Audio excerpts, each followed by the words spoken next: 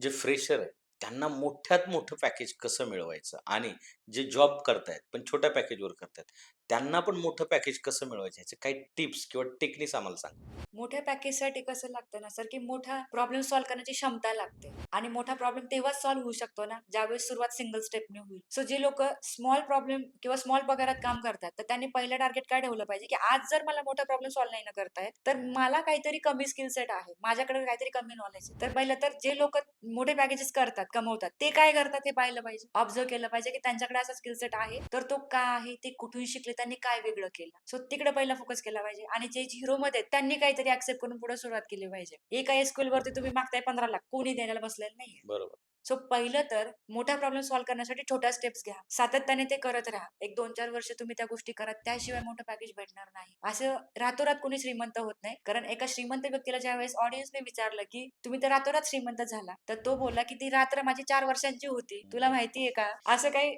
Rocket science नाहीये, की बरोबर. रातोरात मोठं होईल किंवा रातोरात लाखांचं पॅकेज मिळेल. त्यासाठी नंबर ऑफ प्रॉब्लेम किंवा नंबर ऑफ गोष्टींचं एफर्ट किंवा ते मॅचच व्हायला पाहिजे.